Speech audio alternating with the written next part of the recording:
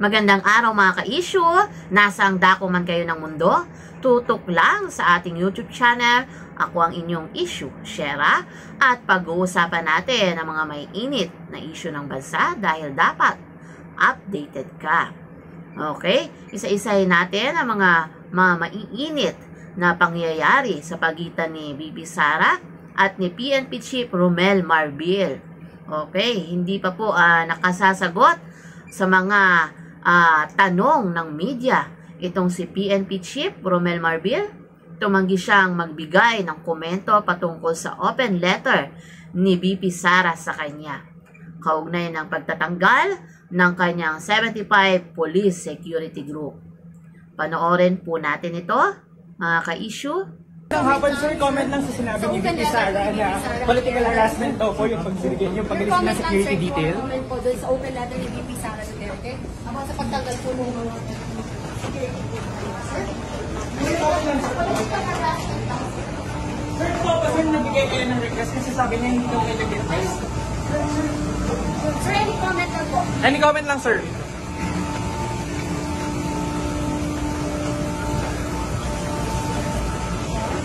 Naku po, talaga.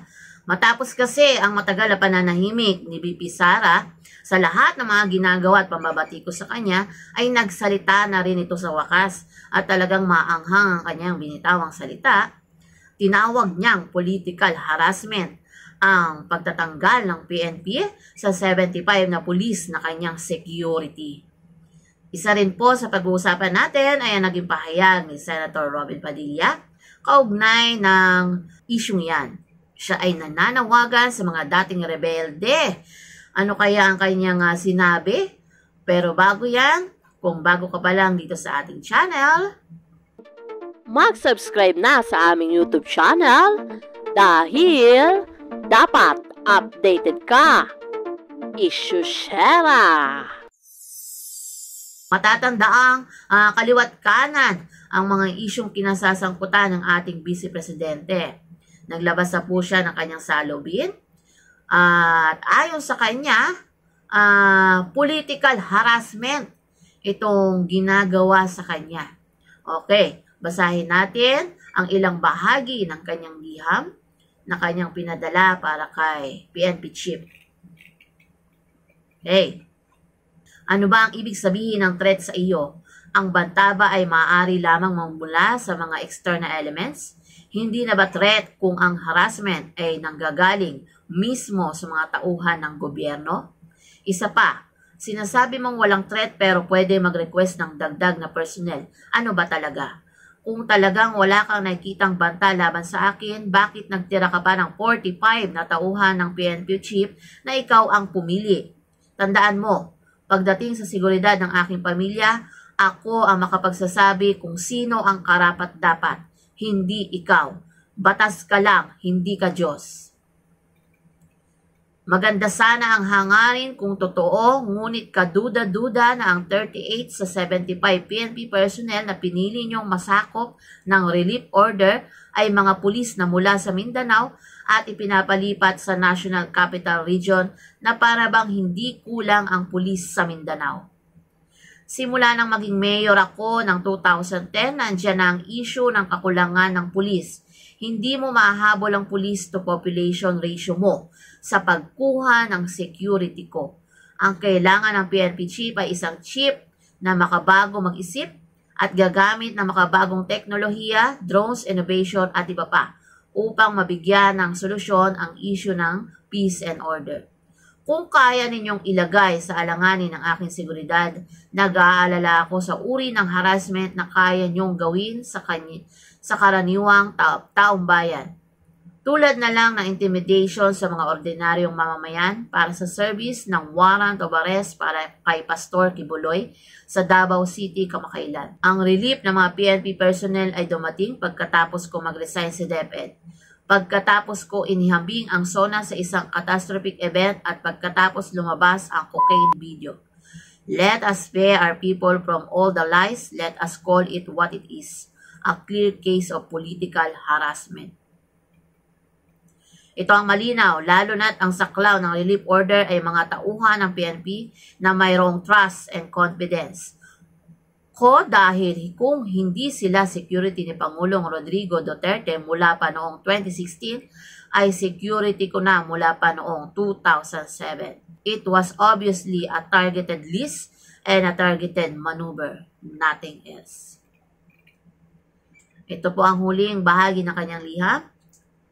Asahan mo ang sulat sa pagbabalik ng 45 na pulis na pinili mong manatili sa akin dahil hanggang ngayon talamak pa rin ang droga at krimen at nananatili ang takot ng mga Pilipino sa mga daan. Sana naman makatulong ito sa trabaho mo at laging tandaan para hindi ka magkabuhol-buhol ang kwento mo, laging magsasabi ng totoo. Ayan po ang liham ni Vice President Sara Duterte para kay PNP Chief Marbil. Kaugnay niyan ay nauna nang nagpahayag ng hamon ang kanyang kapatid na si Baste Duterte kay Romel Marbil. Pakinggan natin ang kanyang pahayag. Ginanglan niya, pulis. Butang na, pulis. 75 yung mong gipangita, di ba?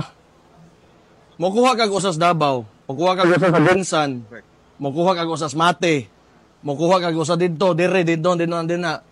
I'm sure makakita kag 75 ka buok nga kwaon nimo sa tibuok Pilipinas, bisag usa lang sa isa ka estasyon sa Davao o sa bisag unsang lugar, ma-fulfill na nimo imong ginapangita nga number of individuals or heads na kinahanglan nimo i-recall para makadungag ka. O karon, nganong kinahanglan kwaon man nimo sa usa ka source nimo nga security detail. So, ikaw tubaga na. Yan po ang hamon ni Baste Duterte. Bakit daw kailangan kunin sa isang source lang ang security detail? Ngunit wala pa pong tugon dito si PNP Chief Marbil. Kaugnay niyan, nananawagan po si Senator Robin Padilla sa mga dating rebelde. Ayon po kay Robin, nananawagan naman po ako sa lahat ng mga dating rebelde na mayroon ng mga tamang papeles ng pagsuko at amnestiya. Kayong may kaalaman sa PNCAC Silat, Kali, Eskrima at handang sumailalim sa pagsasanay, pagsusuri, clearances at approval ng opisina ng Pangalawang Pangulo, isang karangalan para sa mga nagbabalik loob na makapagsilbi ng voluntaryo kay Pangalawang Pangulo Inday Sara Duterte. Yan po ang pahayag ni Senator Robin Padilla. Nako, talaga, tumitindi na po ang mga kaganapan, umiinit na ang bawat palita ng mga salita. Ano po ang masasabi nyo sa mga nangyayaring ito, mga ka-issue? Kaugnay po ng mga pangyayaring yan, ito pong si BP Sara ay nagpapasalamat po sa lahat ng mga sumusuporta sa kanya. Narito po ang kanyang pahayag. Nagpapasalamat ako kay Senator De La Rosa, Senator Go, Senator Padilla, mga AFP at PNP personnel sa mga kababaihan at lahat ng ordinaryong mamamayan sa inyong pagtugon sa panawagan ni Senator Bato ng voluntaryong pagtulong para sa aking seguridad. Ramdam ko ang inyong malasakit, pagmamahal at suporta. Huwag kayong mag-alala sa akin at hindi nyo kailangan mag-ambag ng pera para sa security ko. Ang pagtatrabaho sa pamahalaan ay pag-aalay ng buhay para sa bayan. Alam nating lahat na bahagi ito ng serbisyo. Isa lang ang hiling ko sa inyo, ang kaligtasan ng aking pamilya. Huwag niyong payagan ng anumang karahasan sa aking ina, asawa at 4 na anak, personal man o sa internet. At kung sakali man, huwag niyong palampasin ang sino mang gagawa ng kapahamakan laban sa kanila. Daghang salamat. Ayan po ang pahayag ng pasasalamat ng ating Vice President Sara Duterte. At bukod dyan ay siya ay humihiling ng kaligtasan para sa kanyang pamilya. Okay. Ano po ang inyong masasabi, mga ka-issue? Ano na nga ba ang totoong nangyayari? Kailan kaya matatapos sa mga ganitong patutsyadhan at bangayan? Sino ba ang inyong pinaniniwalaan sa kanila? Okay, maaari nyo pong i-comment sa ating comment section. Patuloy po nating tutukan ang usaping ito. Ano ang inyong masasabi? Bilang isang Pilipino, dapat may pakialam ka. Okay? Hanggang sa muli, talakayan. Maraming salamat sa inyong pakikinig mga ka-issue.